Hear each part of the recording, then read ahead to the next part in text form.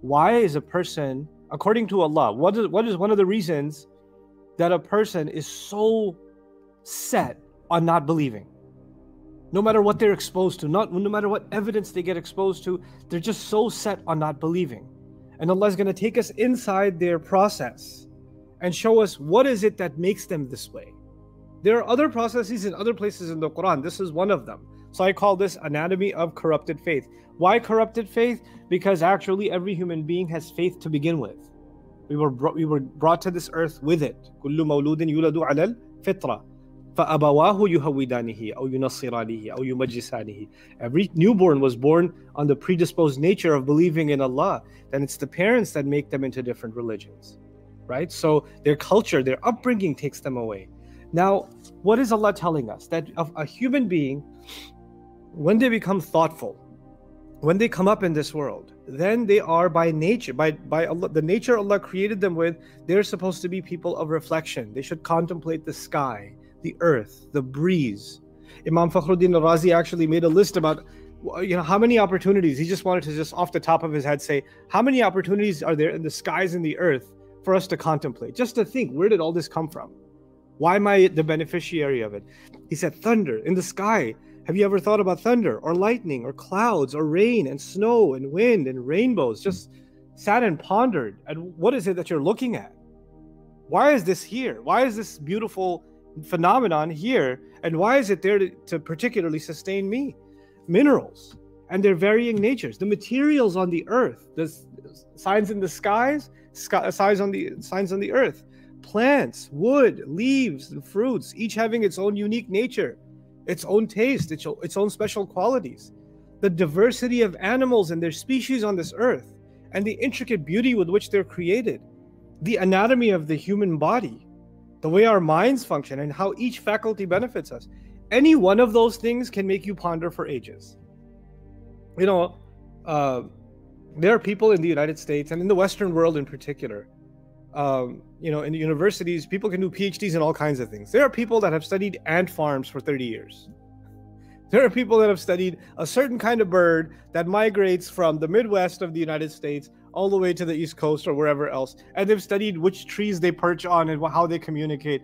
I was listening to some guy on the radio the other day talk about how crickets, there are some kinds of crickets in parts of this country where the speed at which they chirp, you can actually calculate the temperature from the speed at which they chirp. So as it gets colder, their blood flow slows down, their chirps get slower, and there's actually a formula, how many chirps per 12 seconds, and you can calculate what temperature, and it'll be laser precise, is this many degrees. And this guy is just studying the sounds of crickets and calculating that.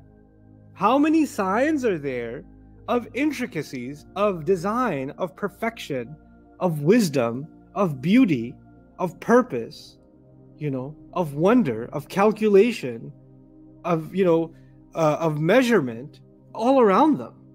They think everything else can have such intricate order and such intricate design, and their life doesn't have to be in order.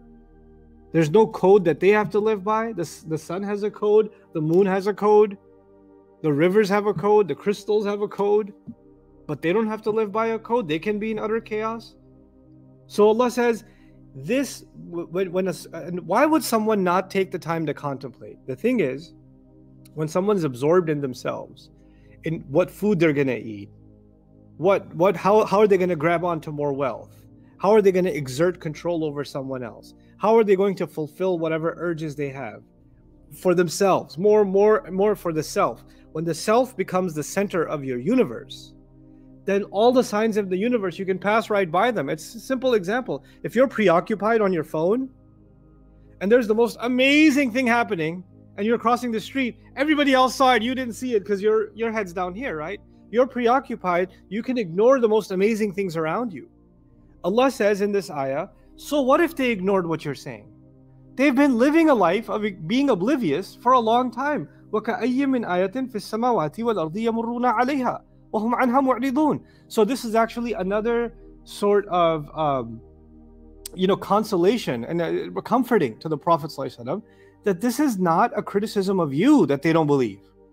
that something's short in what you're saying. There's a fault, or there's something missing. There's a flaw, you know. Somehow it's not good enough what you're delivering to them, or you're not good enough to deliver to them. That's not it. That's not it at all.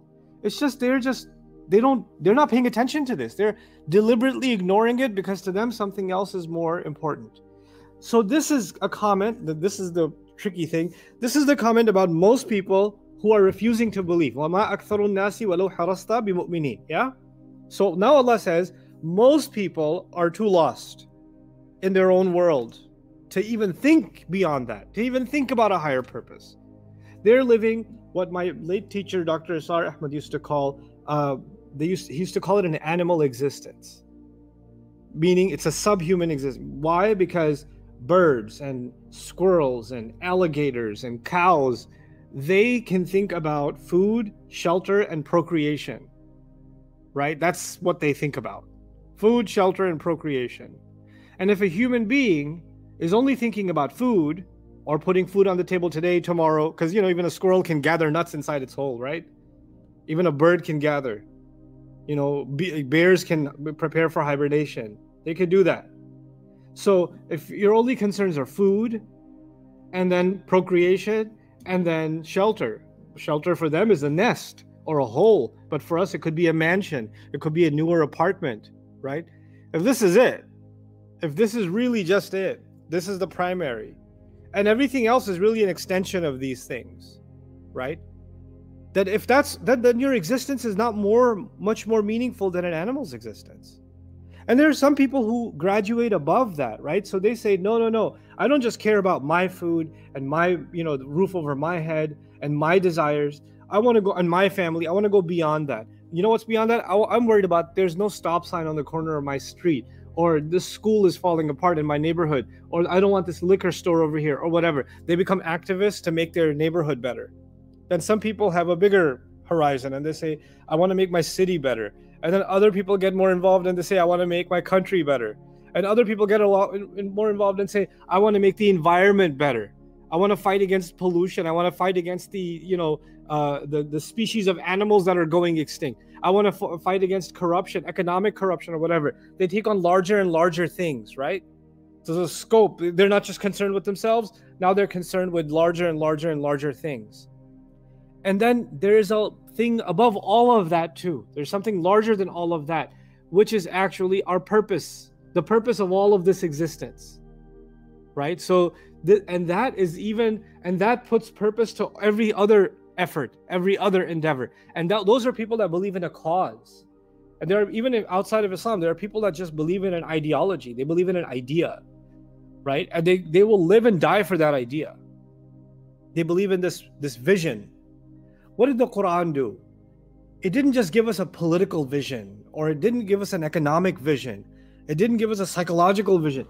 It gave us a spiritual vision about this world and the next. It gave us the ultimate vision.